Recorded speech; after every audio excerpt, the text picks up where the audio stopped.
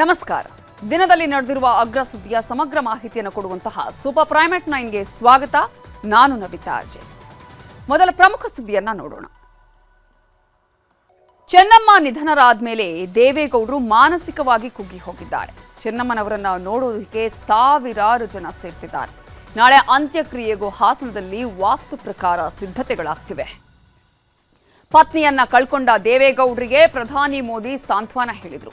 ಅಮಿತ್ ಶಾ, ನಿರ್ಮಲಾ ಸೀತಾರಾಮನ್ ಸೇರಿ ಅನೇಕರು ಫೋನ್ ಮಾಡಿ ಸಂತೈಸಿದ್ರು.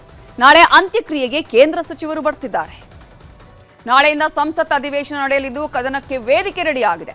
ಎನ್ಡಿಎ ಸರ್ಕಾರ ಮಸೂದೆಗಳನ್ನ ಅಸ್ತ್ರ ಮಾಡಿಕೊಂಡಿದೆ. ಆದರೆ ಅಯೋಧ್ಯೆ ಕೇಸ್, ನೀಟ್ ಪ್ರಶ್ನೆ ಪತ್ರಿಕೆ ಸೋರಿಕೆಯೇ ವಿಪಕ್ಷಗಳಿಗೆ ಬ್ರಹ್ಮಾಸ್ತ್ರ ಆಗಿದೆ. ರಾಜ್ಯದ ಎಲ್ಲಾ ಜಿಲ್ಲೆಗಳ ಡಿಸಿಗಳ ಜೊತೆಗೆ ಸಿಎಂ ಬರದ ಬಗ್ಗೆ ಸಭೆ ಮಾಡಿದ್ರು. ನೀರಿನ ಸಮಸ್ಯೆ ಆದ್ರೆ ನೀವೇ ಹೊಣೆ ಅಂತ ಎಚ್ಚರಿಕೆನೂ ಕೊಟ್ಟರು.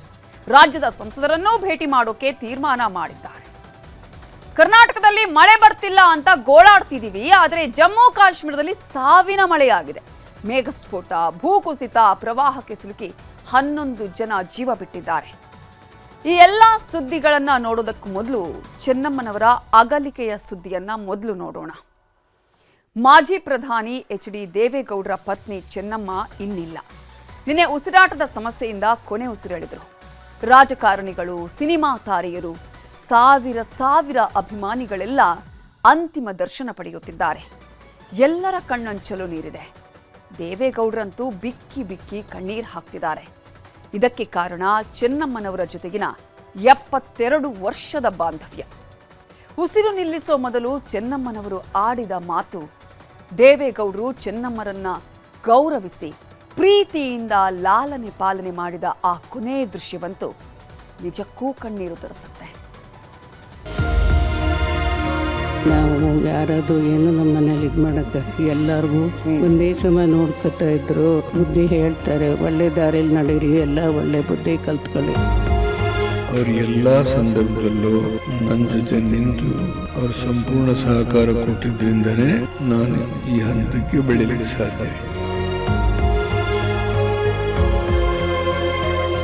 ದೇವೇಗೌಡರ ದಂಪತಿ ನಡುವಿನ ಪ್ರೀತಿ ಎಂಥದ್ದು ಅನ್ನೋದಕ್ಕೆ ಇಡೀ ಪ್ರಪಂಚವೇ ಸಾಕ್ಷಿಯಾಗಿದೆ. ಒಟ್ಟೊಟ್ಟಿಗೆ ಪಯಣ ಮಾಡೋ ಅದೆಷ್ಟೋ ಕನಸು ಬಾಡಿರಲಿಲ್ಲ. ಪತ್ನಿಯನ್ನ ಕಳುಹಿಸಿಕೊಡಲು ಗೌಡರು ತಯಾರಿರಲಿಲ್ಲ. ಆದರೆ ಯಾವಾಗ ಪತ್ನಿ ಬದುಕಲ್ಲ ಅನ್ನೋದು ಗೊತ್ತಾಯಿತು, ಗೌಡ್ರು ಅತ್ಯಂತ ಭಾವುಕರಾಗಿ ಬೀಳ್ಕೊಡುಗೆ ಕೊಟ್ಟಿದ್ದಾರೆ. ಮುತ್ತೈದೆಯಾಗಿಯೇ ಬಾಳ್ಬೇಕು, ಕಟ್ಕೊಂಡ ಗಂಡನ ಎದುರೇ ಜೀವ ಬಿಡಬೇಕು ಅನ್ನೋ ಆಸೆ ಈಡೇರಿಸಿದ್ದಾರೆ. ಕೊನೆಯ ಕ್ಷಣದಲ್ಲಿ ಪತ್ನಿ ಹಣೆಗೆ ಕುಂಕುಮ ಇಟ್ಟು ತಲೆಗೆ ಹೂ ಮುಡಿಸಿದ್ರು. ಇದೇ ವೇಳೆ ಚೆನ್ನಮ್ಮನ ಮುಖವನ್ನೇ ದಿಟ್ಟಿಸಿ ನೋಡಿ ದೇವೇಗೌಡರು ಕಣ್ಣೀರಿಟ್ಟಿದ್ರು. ಅದಾದ ಕೆಲವೇ ಕ್ಷಣದಲ್ಲಿ ಚೆನ್ನಮ್ಮ ಕೊನೆ ಉಸಿರೆಳೆದಿದ್ದಾರೆ.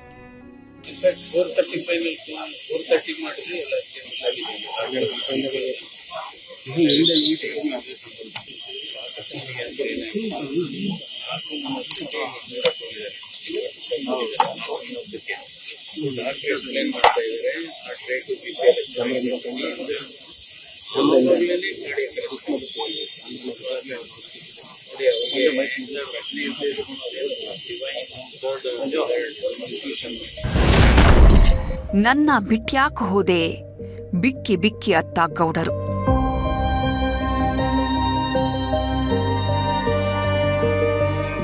ಪತ್ನಿ ಉಸಿರು ಚಿಲ್ತಿದ್ದಂತೆ ದೇವೇಗೌಡರು ಮೌನಕ್ಕೆ ಜಾರಿದ್ರು. ಯಾರೊಟ್ಟಿಗೂ ಅಷ್ಟಾಗಿ ಮಾತನಾಡದೆ ಪತ್ನಿ ಮುಖ ನೋಡುತ್ತಲೇ ಇಡೀ ರಾತ್ರಿ ಕಳೆದ್ರು. ಇವತ್ತು ಮಧ್ಯಾಹ್ನ ಚೆನ್ನಮ್ಮಗೆ ಕೊನೆ ಪೂಜೆ ಸಲ್ಲಿಸಿದ್ರು. ಪಾರ್ಥಿವ ಶರೀರದ ಮುಂದೆ ಪುಟ್ಟ ಮಗುವಿನಂತೆ ಬಿಕ್ಕಿ ಬಿಕ್ಕಿ ಅತ್ರು ಗೌಡ್ರು. ನನ್ನನ್ನು ಕರೆದುಕೊಂಡು ಹೋಗಬಹುದಿತ್ತು, ನಿನ್ನ ಜೊತೆ ನಾನೂ ಬರುತ್ತಿದ್ದೆ ಅಂತ ಭಾವುಕರಾಗಿ ಕಣ್ಣೀರು ಹಾಕಿದ್ರು.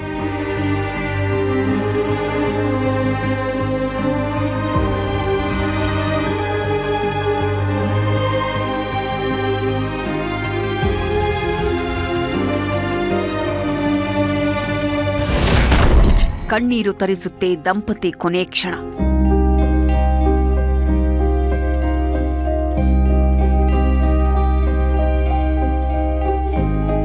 ಗಂಡ ಹೆಂಡತಿ ಪ್ರೀತಿ ಹೇಗಿರಬೇಕು ಅನ್ನೋದಕ್ಕೆ ಇದಕ್ಕಿಂತ ದೊಡ್ಡ ಉದಾಹರಣೆ ಬೇಕಿಲ್ಲ ಅನ್ಸುತ್ತೆ. 7 ದಶಕಗಳ ಅನ್ಯೋನ್ಯ ಬದುಕಿದ್ದ ದಂಪತಿ ಕೊನೆ ಕ್ಷಣದ ವಿಡಿಯೋ ಎಂತಹವರ ಹೃದಯವನ್ನೂ ಕಲಕುವಂತಿದೆ. ಇದು ಚೆನ್ನಮ್ಮ ಆಸ್ಪತ್ರೆ ಸೇರುವ 2 ದಿನಗಳ ಹಿಂದಿನ ವಿಡಿಯೋ. ಈ ಒಂದೇ ಒಂದು ದೃಶ್ಯ ಕೋಟ್ಯಂತರ ಕನ್ನಡಿಗರ ಕಣ್ಣಾಲಿಗಳನ್ನು ಒದ್ದೆ ಮಾಡ್ತಿದೆ. ಏನೂ ಆಗಲ್ಲ, ಧೈರ್ಯವಾಗಿರು, ನಾನಿದ್ದೇನೆ, ಹೆದರಬೇಡ ಅನ್ನೋ ಗೌಡರ ಮಾತು ಪತ್ನಿ ಮೇಲೆ ಅದೆಷ್ಟು ಪ್ರೀತಿ ಇಟ್ಟಿದ್ರು ಅನ್ನೋದನ್ನ ಸಾರಿ ಸಾರಿ ಹೇಳ್ತಿದೆ. ಇದೇ ವೇಳೆ ವೀಲ್ಚೇರ್ನಿಂದಲೇ ಬಾಗಿ ಪತಿ ಕಾಲುಗಳನ್ನ ಮುಟ್ಟಿ ಚೆನ್ನಮ್ಮ ನಮಸ್ಕರಿಸ್ತಾರೆ. ಆ ಪಾದ ನಮಸ್ಕಾರದ ದೃಶ್ಯ ನೋಡುಗರ ಎದೆಯನ್ನ ಭಾರವಾಗಿಸ್ತಿದೆ.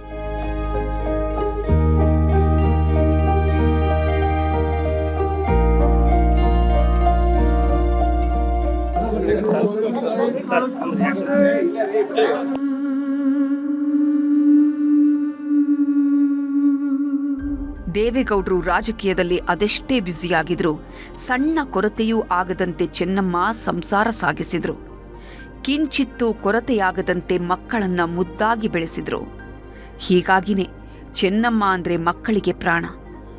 ಅಮ್ಮ ಇನ್ನಿಲ್ಲ ಅಂತ ಸುದ್ದಿ ಕೇಳ್ತಿದ್ದಂತೆ HD ರೇವಣ್ಣ ಬಿಕ್ಕಿ ಬಿಕ್ಕಿ ಆಗ್ತಿದ್ದಾರೆ. ಸಾವಿರಾರು ಜನರಿಗೆ ಅನ್ನಪೂರ್ಣೇಶ್ವರಿಯಾಗಿದ್ದ ನಮ್ಮಮ್ಮ ಹೋಗ್ಬಿಟ್ರು, ನಾವು ಅನಾಥರಾದ್ವಿ ಅಂತ ಗೋಳಾಡಿದ್ದಾರೆ. ಜನಕ್ಕೆ ಅನ್ನ ಹಾಕಿದ್ರಪ್ಪ, ಓದೋ ಮಕ್ಕಳಿಗೆಲ್ಲ ಅನ್ನ ಹಾಕಿದ್ರಲ್ಲಪ್ಪ. ಅವತ್ತು ಏನು ಯಾರಿಗೂ ನನ್ನ ಮನೆ ಹೋಯ್ತು.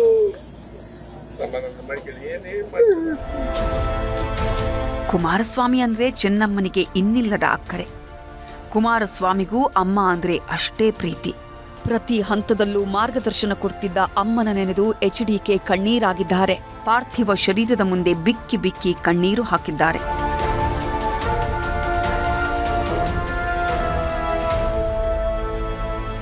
ಒಟ್ಟಾರೆ ಪತಿಗೆ ಶಕ್ತಿಯಾಗಿ ನಿಂತ ಮೌನ ನಾಯಕಿ ಮರೆಯಾಗಿದ್ದು ದೇವೇಗೌಡರ ಕುಟುಂಬಕ್ಕೆ ಬರ ಸಿಡಿಲು ಬಡಿದಂತಾಗಿದೆ.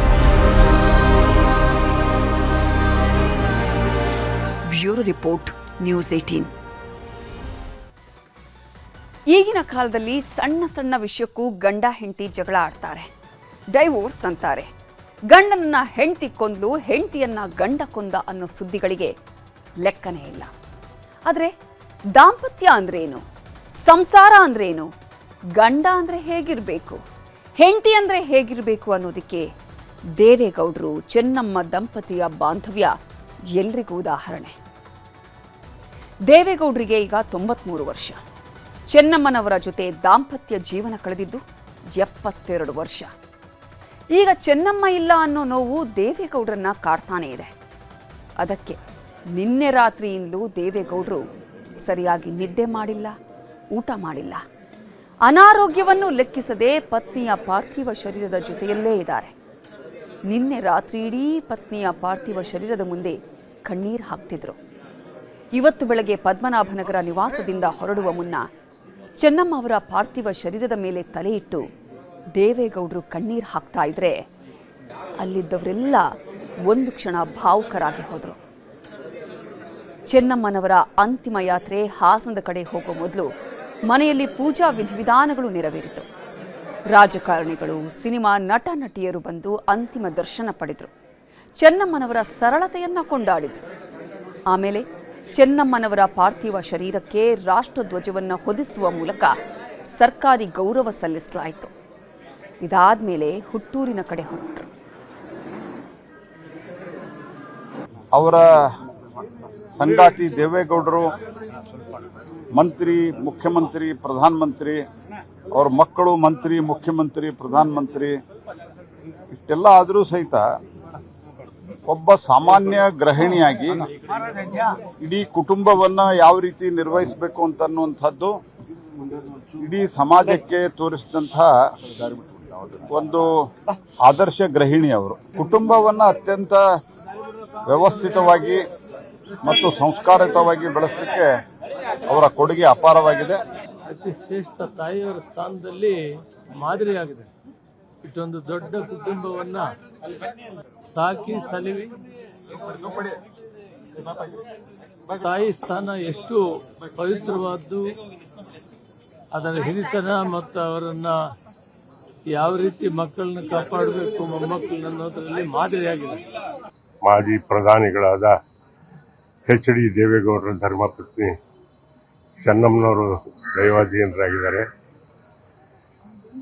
ಮುಖ್ಯವಾಗಿ ಒಂದು ವಿಷಯ ಹೇಳೋದಕ್ಕೆ ಇಷ್ಟಪಡ್ತೀನಿ. ಮುತ್ತೈದೆ ಸಾವು ಎಷ್ಟು ತಾಯಂದ್ರಿಗೆ ಸಿಗೋಕೆ ಸಾಧ್ಯ?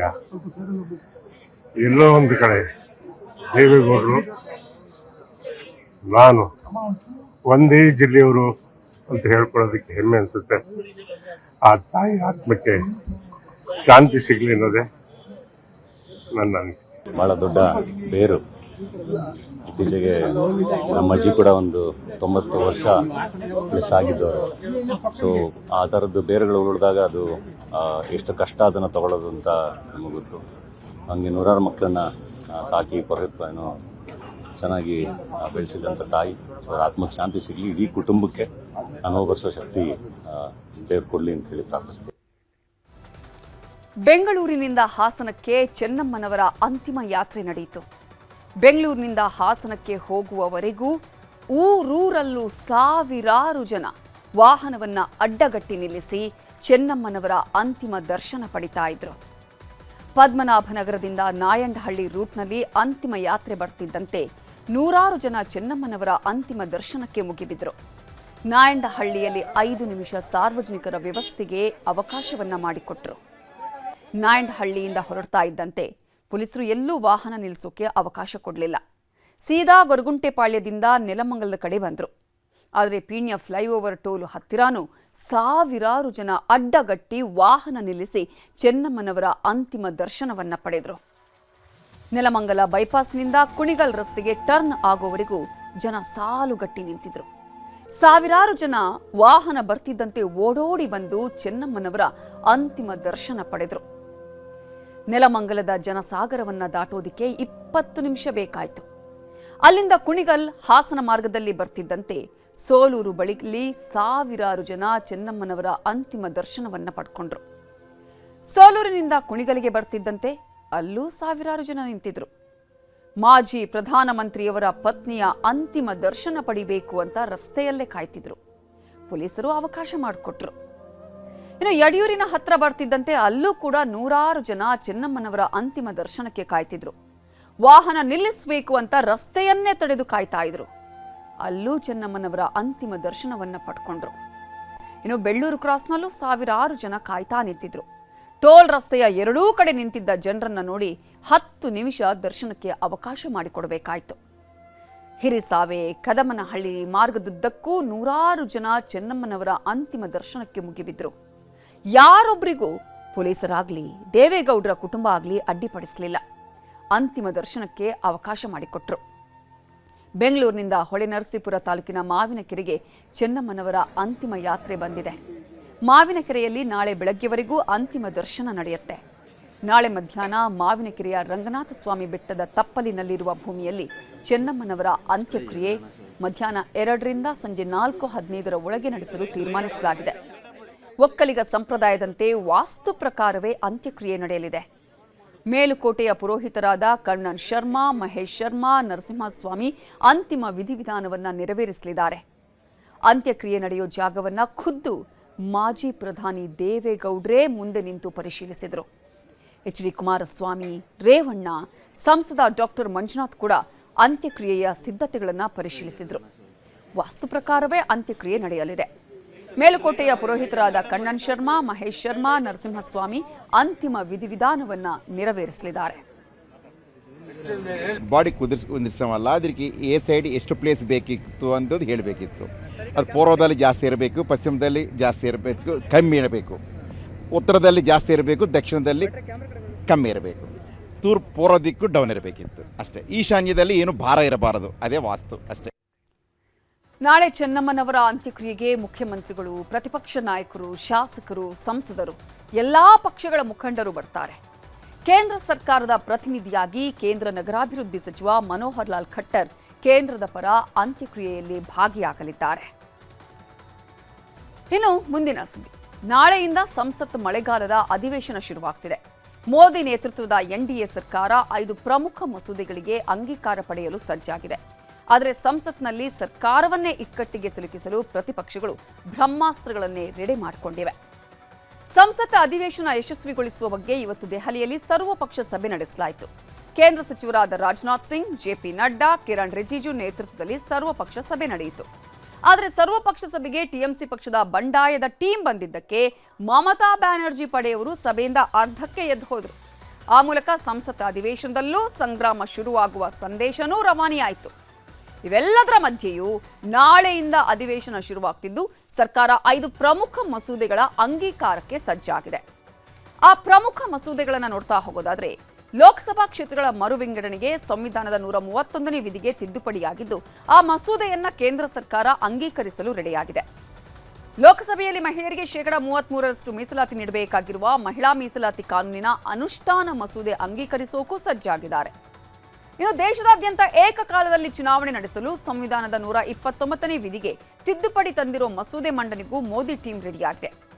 ಇವೆಲ್ಲದರ ಮಧ್ಯೆ ವಂದೇ ಮಾತರಂಗೆ ಅವಮಾನಿಸಿದ್ರೆ 3 ವರ್ಷ ಜೈಲು ಶಿಕ್ಷೆ ವಿಧಿಸುವ ಮಸೂದೆ ಅಂಗೀಕಾರ ಆಗಲಿದೆ. ಕಳೆದ ಸಂಸತ್ ಕಲಾಪದಲ್ಲಿ ಲೋಕಸಭೆಯಲ್ಲಿ ಇದು ಪಾಸ್ ಆಗಿತ್ತು. ಈ ಸಲ ರಾಜ್ಯಸಭೆಯಲ್ಲಿ ಮಂಡನೆಯಾಗಲಿದೆ. ಇನ್ನು 5ನೇದು, ಸುಪ್ರೀಂ ಕೋರ್ಟ್ ನ್ಯಾಯಾಧೀಶರ ಸಂಖ್ಯೆಯನ್ನ 33ರಿಂದ 37ಕ್ಕೆ ಹೆಚ್ಚಿಸಲಾಗಿದೆ. ಈ ಮಸೂದೆಗೆ ರಾಷ್ಟ್ರಪತಿ ದ್ರೌಪದಿ ಮುರ್ಮು ಮೇ 2026ರಲ್ಲಿ ಸುಗ್ರೀವಾಜ್ಞೆಯನ್ನೂ ಸಹ ಪ್ರಕಟಿಸಿದ್ದಾರೆ. ಈ ಮಸೂದೆಯು ಸಂಸತ್ ಕಲಾಪದಲ್ಲಿ ಚರ್ಚೆಯಾಗಲಿದೆ. ಇವೆಲ್ಲವನ್ನ ನೋಡ್ತಾ ಇದ್ರೆ ಅಯೋಧ್ಯೆ ದೇಣಿಗೆ ಕಳ್ಳತನ, ನೀಟ್ ಪ್ರಶ್ನೆ ಪತ್ರಿಕೆ ಸೋರಿಕೆ ಪ್ರಕರಣಗಳೇ ಪ್ರತಿಪಕ್ಷಗಳ ಪಾಲಿಗೆ ಬ್ರಹ್ಮಾಸ್ತ್ರ ಆಗಿರುವುದು ಖಚಿತವಾಗಿದೆ. ಏನೇನ ಆಗತ್ತೆ ಅನ್ನೋದನ್ನ ನೋಡೋಣ. ಇನ್ನು ಮುಖ್ಯಮಂತ್ರಿ ಡಿಕೆ ಶಿವಕುಮಾರ್ ಇವತ್ತು ತುರ್ತು ಸಚಿವ ಸಂಪುಟ ಸಭೆ ನಡೆಸಿದ್ರು. ಆಮೇಲೆ ರಾಜ್ಯದ ಎಲ್ಲಾ ಜಿಲ್ಲೆಗಳ ಜಿಲ್ಲಾಧಿಕಾರಿಗಳ ಜೊತೆ ಸಭೆ ಮಾಡಿದ್ರು. ರಾಜ್ಯದಲ್ಲಿ ಆಗಿರುವ ಮಳೆ ಕೊರತೆ ಬಗ್ಗೆ ಅಧಿಕಾರಿಗಳಿಂದ ಮಾಹಿತಿ ತಗೊಂಡ್ರು. ಬರ ಪರಿಸ್ಥಿತಿಯ ಬಗ್ಗೆ ವರದಿ ತಗೊಂಡ್ರು. ಕುಡಿಯುವ ನೀರು ಸಮಸ್ಯೆ ಕುರಿತು ಡಿಸಿಗಳ ಜೊತೆಗೆ ಸಿಎಂ ಸಭೆ ಮಾಡಿದ್ರು. ಪ್ರತಿಯೊಂದು ಜಿಲ್ಲೆಗಳಲ್ಲಿ ಆಗಿರುವ ಬರದ ಸಮಸ್ಯೆಯ ಬಗ್ಗೆ ವಿಸ್ತೃತ ವರದಿ ಕೊಡಿ ಅನ್ನುವ ಸೂಚನೆಯನ್ನೂ ಕೊಟ್ಟರು. ಆಮೇಲೆ ರೈತರಿಗೆ ರಾಜ್ಯದಲ್ಲಿ ನೀರಿನ ಸಮಸ್ಯೆ ಬಗ್ಗೆ ಮನವರಿಕೆ ಮಾಡಿಕೊಡಬೇಕು ಅನ್ನುವ ಸಲಹೆಯನ್ನು ಕೂಡ ಸಿಎಂ ಕೊಟ್ಟಿದ್ದಾರೆ. ಇನ್ನು ಸಭೆಯಲ್ಲಿ ಜಿಲ್ಲಾಧಿಕಾರಿಗಳಿಗೆ ಸಿಎಂ ಸಾಕಷ್ಟು ಸೂಚನೆಗಳನ್ನು ಕೊಟ್ಟಿದ್ದಾರೆ. ರಾಜ್ಯದಲ್ಲಿ 60% ಮುಂಗಾರು ಮಳೆಯ ಕೊರತೆ ಇದೆ. ರೈತರಿಗೆ ತಿಳಿಸಿ ಹೇಳಿ, ಜಲಾಶಯಗಳಲ್ಲಿ ಕೇವಲ 40% ನೀರು ಮಾತ್ರ ಸಂಗ್ರಹ ಇರುವ ಬಗ್ಗೆ ಮನವರಿಕೆ ಮಾಡಿ. 178 ತಾಲೂಕುಗಳಲ್ಲಿ ತೀವ್ರ ಮಳೆ ಕೊರತೆ ಆಗಿದ್ದು ಬರ ತಾಲೂಕುಗಳನ್ನ ಘೋಷಣೆ ಮಾಡೋಣ. ಆದರೆ ಡ್ಯಾಂಗಳಲ್ಲಿ ಈಗಿರುವ ನೀರನ್ನ ಕುಡಿಯುವ ನೀರಿಗೆ ಬಳಸಲು ಮಾತ್ರ ಮೊದಲ ಆದ್ಯತೆ ಕೊಡಬೇಕು ಅಂತ ಹೇಳಿದ್ದಾರೆ. ರೈತರು ನೀರಾವರಿ ಬೆಳೆ ಹಾಕಬಾರದು ಅನ್ನುವ ಜಾಗೃತಿ ಮೂಡಿಸುವ ಕೆಲಸವನ್ನ ಮಾಡಬೇಕಾಗತ್ತೆ.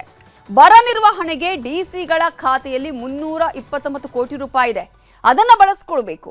ಪ್ರತಿ ಕ್ಷೇತ್ರದ ಶಾಸಕರ ಅಧ್ಯಕ್ಷತೆಯಲ್ಲಿ ಬರ ಸಮಸ್ಯೆಯ ಬಗ್ಗೆ ಸಭೆ ಆಗಬೇಕು. ಕುಡಿಯುವ ನೀರಿನ ಕಾಮಗಾರಿ ಅಗತ್ಯ ಇದ್ರೆ ಪ್ರತಿ ತಾಲೂಕಿಗೆ 1 ಕೋಟಿ ಮಂಜೂರು ಮಾಡೋದು. ಬೋರ್ವೆಲ್ಗಳ ಅಗತ್ಯ ಇದ್ರೆ ಅಧಿಕಾರಿಗಳೇ ಮುಂದೆ ನಿಂತು ಬೋರ್ವೆಲ್ನ ಕೊರೆಸಬೇಕು. ಬೋರ್ವೆಲ್ ಕೊರೆಸುವಾಗ ವಿಡಿಯೋ ಚಿತ್ರೀಕರಣ ಆಗಬೇಕು. ನಕಲಿ ಲೆಕ್ಕ ಕೊಟ್ರೆ ಅಧಿಕಾರಿಗಳನ್ನ ಬಿಡಲ್ಲ. 2 ವಾರದಲ್ಲಿ ಕೇಂದ್ರ ಸರ್ಕಾರಕ್ಕೆ ಬರದ ಬಗ್ಗೆ ವರದಿ ಸಲ್ಲಿಕೆ ಮಾಡೋಣ ಅಂತಾನೂ ಕೂಡ ಸಿಎಂ ತಿಳಿಸಿದ್ದಾರೆ. ಬರೀ ಕುಡಿಯೋಕ್ ಮಾತ್ರ ನೀರು ಇದ್ದಂಗೆ ಕಾಣ್ತಾ ಇದೆ. ಕುಡಿಯೋ ನೀರಿಗೆ ಏನು ಸಮಸ್ಯೆ ಇಲ್ಲ. ಮಂಡ್ಯದಲ್ಲೂ ಕೂಡ ಏನು ನಾವು ನೀರು ಬಿಟ್ಟಿದ್ದೇವೆ, ಅದು ಕುಡಿಯೋ ನೀರಿಗೆ ಅಂತ ಸ್ವಲ್ಪ ಬಿಟ್ಟಿದ್ದೇವೆ ಅಷ್ಟೇ. ಅಲ್ಲೂ ಕೂಡ ಯಾರು ಬೆಳೆಗಳನ್ನು ಹಾಕೊಳ್ಬಾರ್ದು ಅನ್ನೋದು ನನ್ನ ಮನವಿಯನ್ನ ಮಾಡ್ತಾ ಇದ್ದೇನೆ.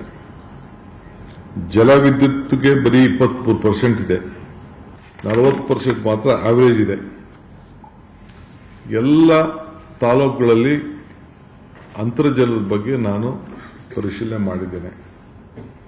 ಕೆರೆಗಳು ಕೂಡ ನೀರಿನ ಮಟ್ಟ ಬಹಳ ಕಡಿಮೆ ಆಗಿದೆ. ಈಗ ಮನ್ರೇಗಾ ವಿಚಾರದಲ್ಲಿ ನಮ್ಮದು ತೀವ್ರವಾದಂಥ ಕೇಂದ್ರ ಸರ್ಕಾರದ ಏನು ಆದೇಶ ಇದೆ ಅದರ ಬಗ್ಗೆ ನಮ್ಮನ್ನ ವಿಶ್ವಾಸಕ್ಕೆ ತೆಗೆದುಕೊಳ್ಳಿಲ್ಲ ಅಂತೇಳಿ ನಾವು ಪ್ರತಿಭಟನೆಯನ್ನು ಮಾಡಿದ್ದೇವೆ. ಅದಕ್ಕೆ ಏನೇನು ಬೇಕು ನಮ್ಮ ಹೋರಾಟ ನಡೀತಾ ಇದೆ. ಒಂದೇ ಒಂದು ಆತ್ಮಹತ್ಯೆ ಆಗಿದೆ ಅನ್ನೋದು ಒಂದು ಮಾಹಿತಿ ಅಫಿಷಿಯಲ್ ಆಗಿ ಬಂದಿದೆ, ಇಲ್ಲಿವರೆಗೂ ಬಂದಿದೆ. 20ನೇ ತಾರೀಕಿನ ಅಸೆಂಬ್ಲಿ ಸೆಷನ್ ಇದೆ. ಮಧ್ಯದಲ್ಲಿ ಹೋಗಿ ಸಂಸತ್ ಸದಸ್ಯರಿಗೂ ಹೋಗಬೇಕು, ನಮ್ಮ ರಾಜ್ಯಕ್ಕೆ ಏನೇನು ಆಗಬೇಕು ಅನ್ನೋದು ಕೂಡ ಹೇಳಬೇಕು. ಅದನ್ನೆಲ್ಲ ಹೇಳಿ ಬರ್ತೀನಿ. ಇವೆಲ್ಲದರ ಜೊತೆಗೆ ಗೃಹಲಕ್ಷ್ಮಿ, ಗೃಹ ಜ್ಯೋತಿ ಗ್ಯಾರಂಟಿಗಳ ಪರಿಷ್ಕರಣೆನೂ ಬೇಗ ಮುಗಿಸಬೇಕು ಅಂತ ಸಿಎಂ ಸಲಹೆ ಸೂಚನೆಯನ್ನ ಕೂಡ ಕೊಟ್ಟಿದ್ದಾರೆ. ಅದಕ್ಕೆ ಒಂದು ಪರಿಷ್ಕರಣೆ ಮಾಡುವ ಬಗ್ಗೆ ಒಂದಷ್ಟು ಮಾಹಿತಿಯನ್ನು ಕೂಡ ಹೇಳಿದ್ದಾರೆ. ಇನ್ನು ಕರ್ನಾಟಕದಲ್ಲಿ ಮಳೆ ಇಲ್ಲ ಅಂತ ರೈತರು ಒದ್ದಾಡ್ತಾ ಇದ್ರೆ, ಜಮ್ಮು ಕಾಶ್ಮೀರದಲ್ಲಿ ಕಂಡು ಕೇಳರಿಯದಷ್ಟು ಮಳೆಯಾಗ್ತಿದೆ. ಮೇಘಸ್ಫೋಟವಾಗಿ ಬೆಟ್ಟ ಗುಡ್ಡಗಳೇ ಕುಸಿದು 11 ಜನ ಇವತ್ತು ಜೀವ ಬಿಟ್ಟಿದ್ರೆ 100 ಜನ ಆಸ್ಪತ್ರೆ ಸೇರಿದ್ದಾರೆ. ಜಮ್ಮು ಮತ್ತು ಕಾಶ್ಮೀರದಲ್ಲಿ ಭಾರೀ ಪ್ರವಾಹದಿಂದ ದಿಢೀರ್ ಮೇಘಸ್ಫೋಟ ಉಂಟಾಗಿದೆ. ರಜೌರಿ ಹಾಗೂ ಕಿಶ್ತ್ವಾರದಲ್ಲಿ ಪ್ರವಾಹದಿಂದ ಮೇಘಸ್ಫೋಟದ ಬಳಿಕ ಭೂಕುಸಿತ ಉಂಟಾಗಿದೆ. ಜಮ್ಮು ಕಾಶ್ಮೀರದಲ್ಲಿ ಪ್ರವಾಹದಲ್ಲಿ ಸಿಲುಕಿ ಇದುವರೆಗೂ 11 ಜನ ಸಾವನ್ನಪ್ಪಿದ್ದಾರೆ. ಹಲವು ಗ್ರಾಮಗಳ ಸಂಪರ್ಕವೇ ಕಟ್ಟಾಗಿದೆ. ನಾಪತ್ತೆಯಾದವರ ಹುಡುಕಾಟವನ್ನ ತೀವ್ರಗತಿಯಲ್ಲಿ ನಡೆಸಲಾಗ್ತಾ ಇದೆ. ಮತ್ತೊಂದು ಕಡೆ ಇವತ್ತಿನಿಂದ ಅಮರನಾಥ ಯಾತ್ರೆ ತಾತ್ಕಾಲಿಕವಾಗಿ ಸ್ಥಗಿತಗೊಂಡಿದೆ. ಜಮ್ಮು ಕಾಶ್ಮೀರದಲ್ಲಿ ಭಾರಿ ಮಳೆಯಾಗ್ತಿದೆ, ಭೂಕುಸಿತ ಉಂಟಾಗ್ತಾ ಇದೆ. ಜೊತೆಗೆ ಪ್ರವಾಹ ಭೀತಿಯಿಂದ ಈ ಕ್ರಮವನ್ನು ಕೈಗೊಳ್ಳಲಾಗಿದೆ. ಹವಾಮಾನ ಪರಿಸ್ಥಿತಿಗಳು ಸುಧಾರಿಸಿದ ನಂತರ ಯಾತ್ರಾ ಮಾರ್ಗಗಳ ಸುರಕ್ಷತೆಯನ್ನ ಪರಿಶೀಲಿಸಿ ಮುಂದಿನ ನಿರ್ಧಾರವನ್ನ ತೆಗೆದುಕೊಳ್ಳಲಾಗುತ್ತೆ. ಇದೀಗ ರಾಜ್ಯ, ದೇಶ, ಅಂತಾರಾಷ್ಟ್ರೀಯ ಮಟ್ಟದ ಸುದ್ದಿಯನ್ನ ನೋಡೋಣ. ರಾಜ್ಯದ ಗೃಹಲಕ್ಷ್ಮಿ ಯೋಜನೆಯ ಫಲಾನುಭವಿಗಳ ಲಿಸ್ಟ್ ಪರಿಷ್ಕರಣೆ ಮಾಡಲು ಸರ್ಕಾರ ಮುಂದಾಗಿದೆ. ಯೋಜನೆ ಜಾರಿಯಾದಾಗಿನಿಂದ ಹಿಡಿದು ಇದುವರೆಗೆ ಮೃತಪಟ್ಟಿರುವ ಮಹಿಳೆಯರ ಅಕೌಂಟ್ಗಳಿಗೂ ಹಣ ಜಮಾವಣೆಯಾಗ್ತಾ ಇರುವ ಗಂಭೀರ ಲೋಪ ಪತ್ತೆಯಾಗಿದೆ. ಈ ಹಿನ್ನೆಲೆಯಲ್ಲಿ ಇನ್ಮುಂದೆ ಬಯೋಮೆಟ್ರಿಕ್ ಅಥವಾ ಫೇಶಿಯಲ್ ಅಥೆಂಟಿಫಿಕೇಶನ್ ಕಡ್ಡಾಯ ಮಾಡಲು ಸರ್ಕಾರ ನಿರ್ಧಾರವನ್ನ ಮಾಡಿದೆ. ರಾಜ್ಯ ಸಚಿವ ಸಂಪುಟ ವಿಸ್ತರಣೆ ಮತ್ತೆ ಮುನ್ನೆಲೆಗೆ ಬಂದಿದೆ. ನಾಳೆ ರಾತ್ರಿ ಮುಖ್ಯಮಂತ್ರಿ ಡಿಕೆ ಶಿವಕುಮಾರ್ ದೆಹಲಿಗೆ ಹೋಗ್ತಾ ಇದ್ದಾರೆ. ಹೈಕಮಾಂಡ್ ನಾಯಕರನ್ನ ಭೇಟಿ ಮಾಡೋದಕ್ಕೆ ಈಗಾಗಲೇ ರೆಡಿ ಆಗಿದ್ದು ಲಿಸ್ಟ್ ಫೈನಲ್ ಆಗುವಂತಹ ಸಾಧ್ಯತೆಗಳಿವೆ. ದೆಹಲಿಗೆ ಹೋಗಲಿರುವ ಸಿಎಂ ಡಿಕೆ ಶಿವಕುಮಾರ್ ರಾಜ್ಯದ ಸಂಸದರ ಜೊತೆಗೂ ಸಭೆಯನ್ನ ಮಾಡಲಿದ್ದಾರೆ. ಸಂಸತ್ತಿನ ಮುಂಗಾರು ಅಧಿವೇಶನದಲ್ಲಿ ರಾಜ್ಯದ ಸಮಸ್ಯೆಗಳು, ಕೇಂದ್ರದ ಅನುದಾನದ ಬಗ್ಗೆ ಪ್ರಸ್ತಾಪ ಮಾಡಬೇಕು ಅನ್ನುವ ಮನವಿಯನ್ನ ಮಾಡಲಿದ್ದಾರೆ. ಕಾವೇರಿ ವಿಚಾರದಲ್ಲಿ ತಮಿಳುನಾಡು ಸರ್ಕಾರ ನಿಲುವಳಿ ಸಲ್ಲಿಸಿದ್ದು ರಾಜ್ಯ ಸರ್ಕಾರದ ಅಭಿಪ್ರಾಯ, ನಿಲುವು ಏನು ಅನ್ನೋದನ್ನ ತಿಳಿಸೋದಕ್ಕೆ ಸಿಎಂ ಹೋಗ್ತಾ ಇದ್ದಾರೆ. ಬಿಡದಿ ಟೌನ್ಶಿಪ್ ಯೋಜನೆಯ ವಿರುದ್ಧ ಅನ್ನದಾತರು ತೀವ್ರ ಸ್ವರೂಪದ ಹೋರಾಟಕ್ಕೆ ಮುಂದಾಗಿದ್ದಾರೆ. ರಕ್ತ ಕೊಡ್ತೇವೆ, ಆದ್ರೆ ನಮ್ಮ ಜೀವನಾಧಾರವಾಗಿರುವ ಈ ಭೂಮಿಯನ್ನ ಕೊಡಲ್ಲ ಅಂತ ಗುಡುಗಿರುವ ಬಿಡದಿ ಭಾಗದ ರೈತರು ತಮ್ಮದೇ ರಕ್ತದಲ್ಲಿ ರಾಷ್ಟ್ರಪತಿಗೆ ಪತ್ರ ಬರೆದಿದ್ದಾರೆ. ರಕ್ತದಲ್ಲಿಯೇ ಹೆಬ್ಬೆಟ್ಟು ಸಹಿ ಹಾಕಿ ಕಳುಹಿಸಿಕೊಟ್ಟಿದ್ದಾರೆ. ರಾಜ್ಯದ ಸರ್ಕಾರಿ ಪ್ರೌಢಶಾಲೆಗಳ ವಿದ್ಯಾರ್ಥಿಗಳಿಗೆ ರಾಜ್ಯ ಸರ್ಕಾರ ಗುಡ್ ನ್ಯೂಸ್ ಕೊಟ್ಟಿದೆ. ಇನ್ಮುಂದೆ ಸರ್ಕಾರಿ ಶಾಲೆಗಳಲ್ಲೂ ಎಐ ಶಿಕ್ಷಣ ಸಿಗಲಿದೆ. 2026-27ನೇ ಶೈಕ್ಷಣಿಕ ಸಾಲಿನಿಂದಲೇ ಈ ಮಹತ್ವದ ಯೋಜನೆ ಜಾರಿಗೆ ಬರಲಿದ್ದು, ಇದಕ್ಕಾಗಿ ಬರೋಬ್ಬರಿ 1600ಕ್ಕೂ ಹೆಚ್ಚು ಅತಿಥಿ ಶಿಕ್ಷಕರ ನೇಮಕಾತಿಗೆ ಸರ್ಕಾರ ಆದೇಶವನ್ನ ಹೊರಡಿಸಿದೆ. ಜುಲೈ 28ರೊಳಗೆ ಈ ಪ್ರಕ್ರಿಯೆ ಮುಗಿಸೋದಕ್ಕೂ ಕೂಡ ಡೆಡ್ಲೈನ್ ಅನ್ನ ನೀಡಲಾಗಿದೆ. ಬೆಂಗಳೂರು ನಗರದಲ್ಲೂ ಚಿರತೆಯ ಭಯ ಕಾಡ್ತಾ ಇದೆ. ಬ್ಯಾಡ್ರಹಳ್ಳಿಯಲ್ಲಿ ಮತ್ತೆ ಚಿರತೆ ಕಾಣಿಸಿಕೊಂಡಿದೆ. ಚಿರತೆಯಿಂದ ತಪ್ಪಿಸಿಕೊಂಡ ನಾಯಿ ಓಡಿ ಹೋದ ದೃಶ್ಯ ಸಿಸಿಟಿವಿಯಲ್ಲಿ ಸೆರೆಯಾಗಿದೆ. ಬಾಗಲಕೋಟೆ ಜಿಲ್ಲೆಯಾದ್ಯಂತ ಜಿಟಿಜಿಟಿ ಮಳೆಯಾಗಿದೆ. ವಿದ್ಯಾಗಿರಿ, ನವನಗರ ಸೇರಿದಂತೆ ನಗರದ ಪ್ರಮುಖ ಭಾಗಗಳಲ್ಲಿ ಮಳೆಯ ಸಿಂಚನವಾಗಿದೆ. ಇನ್ನು ಯಾದಗಿರಿ ಜಿಲ್ಲೆಯಾದ್ಯಂತ ಧಾರಾಕಾರವಾಗಿ ಮಳೆ ಸುರಿತಾ ಇದೆ. ಒಣಗ್ತಾ ಇದ್ದ ಭೂಮಿಗೆ ವರುಣ ತಂಪೆರೆದಿದ್ದಾನೆ. ಬೀದರ್ನಲ್ಲಿ ಮುಂಗಾರು ಆರಂಭವಾದರೂ ಮಳೆ ಬರ್ತಾ ಇಲ್ಲ. ಅನ್ನದಾತರು ಬೆಳೆಯನ್ನ ಉಳಿಸಿಕೊಳ್ಳುವುದಕ್ಕೆ ದೇವರ ಮೊರೆ ಹೋಗ್ತಿದ್ದಾರೆ. ಔರಾದ್ ತಾಲೂಕಿನ ನಾಗೂರು ಗ್ರಾಮಸ್ಥರು 11 ಗ್ರಾಮಗಳ ಹನುಮಾನ್ ದೇವಸ್ಥಾನಗಳಿಗೆ ಪಾದಯಾತ್ರೆ ಮಾಡಿ ಜಲಾಭಿಷೇಕ ಮಾಡಿದ್ದಾರೆ. ಮಂಡ್ಯ ಜಿಲ್ಲೆಯ ಮದ್ದೂರಿನ ಆಬಲವಾಡಿಯಲ್ಲಿರುವ ತೋಪಿನ ತಿಮ್ಮಪ್ಪನ ದೇಗುಲದಲ್ಲಿ ವಾರ್ಷಿಕ ಹರಿಸೇವೆ ನಡೆಯಿತು. ಭಕ್ತರಿಗೆ ತಾವರೆ ಎಲೆ ಮೇಲೆ ಊಟ ಬಡಿಸಲಾಯಿತು. ಪ್ರತಿ ವರ್ಷ ಆಷಾಢ ಮಾಸದಲ್ಲಿ ತೋಪಿನ ತಿಮ್ಮಪ್ಪನಿಗೆ ಹರಿಸೇವೆ ನಡೆಯುತ್ತೆ. ಫಿಫಾ ವಿಶ್ವಕಪ್ನಲ್ಲಿ ಇವತ್ತು ಮಧ್ಯರಾತ್ರಿ ಸ್ಪೇನ್ ಹಾಗೂ ಅರ್ಜೆಂಟೀನಾ ಸೆಣಸ್ತಾ ಇವೆ. ಪಂದ್ಯ ವೀಕ್ಷಣೆಗೆ, ಸಂಭ್ರಮಾಚರಣೆಗೆ ರಾಜ್ಯ ಸರ್ಕಾರ ಅನುಮತಿಯನ್ನು ಕೊಟ್ಟಿದೆ. ಹೋಟೆಲ್, ರೆಸ್ಟೋರೆಂಟ್ಗಳು ಮಧ್ಯರಾತ್ರಿ 3:30ರವರೆಗೆ ಓಪನ್ ಮಾಡೋದಕ್ಕೆ ಅನುಮತಿಯನ್ನ ನೀಡಲಾಗಿದೆ. ಹೀಗಾಗಿ ಯಾವುದೇ ಅಹಿತಕರ ಘಟನೆಗಳಾಗದ ಹಾಗೆ ಪೊಲೀಸರು ಕೂಡ ಮುಂಜಾಗ್ರತಾ ಕ್ರಮಗಳನ್ನು ಕೈಗೊಂಡಿದ್ದಾರೆ. ಕೇರಳದಲ್ಲಿ ರಾಜ್ಯ ಸರ್ಕಾರ ನಾಳೆ ಸರ್ಕಾರಿ ರಜೆಯನ್ನ ಘೋಷಣೆ ಮಾಡಿದೆ. ಮಧ್ಯರಾತ್ರಿ ಪೂರ್ತಿ ವಿಶ್ವಕಪ್ ನೋಡಿದ ಜನ ಬೆಳಗ್ಗೆ ಕೆಲಸಕ್ಕೆ ಬರೋದಕ್ಕೆ ಆಗೋದಿಲ್ಲ. ಹೀಗಾಗಿ ರಜೆ ಕೊಡಬೇಕು ಅಂತ ವಿದ್ಯಾರ್ಥಿಗಳು ಮನವಿ ಮಾಡಿಕೊಂಡಿದ್ರು. ಇದನ್ನ ಪರಿಗಣಿಸಿರುವ ಕೇರಳ ಸರ್ಕಾರ ರಜೆಯನ್ನೇ ಘೋಷಿಸಿದೆ. ಏಕರೂಪ ನಾಗರಿಕ ಸಂಹಿತೆಯನ್ನ ಜಾರಿಗೊಳಿಸಲು ಮಧ್ಯಪ್ರದೇಶ ಸರ್ಕಾರ ಮುಂದಾಗಿದೆ. ನಾಳೆಯಿಂದ ನಡೆಯಲಿರುವ ಅಧಿವೇಶನದಲ್ಲಿ ಬಿಲ್ ಮಂಡಿಸಲು ಸಂಪುಟ ಸಭೆ ಒಪ್ಪಿಗೆ ಕೊಟ್ಟಿದೆ. ನಾಳೆಯಿಂದ ಚರ್ಚೆಗಳು ಆರಂಭವಾಗಲಿದ್ದು ಬಹುತೇಕ ಒಪ್ಪಿಗೆ ಸಿಗುವಂತಹ ಸಾಧ್ಯತೆಗಳಿವೆ. ವಿದ್ಯುತ್ ಉತ್ಪಾದನಾ ಘಟಕ ನಿರ್ಮಾಣಕ್ಕಾಗಿ ಹಳ್ಳಿಗಳನ್ನು ಒಕ್ಕಲೆಬ್ಬಿಸುವ ಮಧ್ಯಪ್ರದೇಶ ಸರ್ಕಾರಕ್ಕೆ ಭಾರೀ ಹಿನ್ನಡೆಯಾಗಿದೆ. ಯೋಜನೆ ವಿರೋಧಿಸಿ ಇಡೀ ದಿನ ನದಿಯಲ್ಲೇ ನಿಂತು ಪ್ರತಿಭಟನೆ ಮಾಡಿದ್ರು ಜನ. ಕೊನೆಗೆ ಪೊಲೀಸರು ಬಂದು ಎಲ್ಲರನ್ನ ಹೊರಗೆ ಕರೆತಂದಿದ್ದಾರೆ. ಪಶ್ಚಿಮ ಬಂಗಾಳದಲ್ಲಿ ಅಕ್ರಮ ಕಟ್ಟಡಗಳ ತೆರವು ಕಾರ್ಯ ಜೋರಾಗಿದೆ. ಟಿಎಂಸಿ ಸಂಸದ ಅಭಿಷೇಕ್ ಬ್ಯಾನರ್ಜಿ ಕಚೇರಿಯನ್ನೂ ಧ್ವಂಸಗೊಳಿಸಲಾಗಿದೆ. ಕೋಲ್ಕತ್ತಾ ಹೈಕೋರ್ಟ್ ಆದೇಶದ ಮೇಲೆ ಈ ತೆರವು ಕಾರ್ಯಾಚರಣೆ ನಡೆದಿದೆ. ಸುಖ ಸುಮ್ಮನೆ ಭರವಸೆ ಬೇಕಾಗಿಲ್ಲ, ಸೀಲಾಗಿರುವ ಮನೆಯನ್ನ ಬಿಡಿಸಿಕೊಡಿ.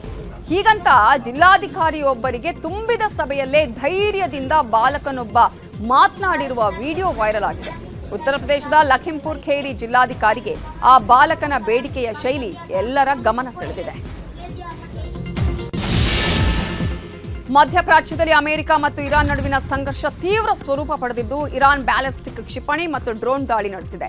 ದಾಳಿಗಳಲ್ಲಿ ಅಮೆರಿಕದ 2 ಸೇನಾ ಯೋಧರು ಮೃತಪಟ್ಟಿದ್ದಾರೆ. ಭಾರತ ಮತ್ತು ಇಂಗ್ಲೆಂಡ್ ನಡುವಿನ 3ನೇ ಏಕದಿನ ಪಂದ್ಯದಲ್ಲಿ ಇಂಗ್ಲೆಂಡ್ ಬೃಹತ್ ಮೊತ್ತ ಪೇರಿಸಿದೆ. ಟಾಸ್ ಗೆದ್ದು ಬ್ಯಾಟಿಂಗ್ ಮಾಡಿದ ಇಂಗ್ಲೆಂಡ್ 3 ವಿಕೆಟ್ಗಳ ನಷ್ಟಕ್ಕೆ 387 ರನ್ ಬಾರಿಸಿದೆ. ಡಕೆಟ್ 141, ಬೆಥೆಲ್ 91, ರೂಟ್ 74 ರನ್ ಗಳಿಸಿದರು. ಟೀಂ ಇಂಡಿಯಾ ಬ್ಯಾಟಿಂಗ್ ದೈತ್ಯ ರೋಹಿತ್ ಶರ್ಮಾ ಏಕದಿನ ಪಂದ್ಯಗಳಿಗೆ ಗುಡ್ ಬೈ ಹೇಳ್ತಾರೆ ಅನ್ನುವ ಗುಮಾನಿಗಳು ಎದ್ದಿವೆ. ಇಂಗ್ಲೆಂಡ್ ವಿರುದ್ಧ ಈಗ ನಡೀತಾ ಇರುವ ಪಂದ್ಯದ ಬಳಿಕ ರೋಹಿತ್ ಶರ್ಮಾ ಅವರು ಆಡೋದಿಲ್ಲ ಅಂತಾನೆ ಹೇಳಲಾಗ್ತಿದೆ. ಆದರೆ ಯಾವುದರ ಬಗ್ಗೆಯೂ ಚರ್ಚೆ ಆಗಿಲ್ಲ ಅಂತ ಹೇಳ್ತಾ ಇದೆ ICC ಹಾಗೂ BCCI.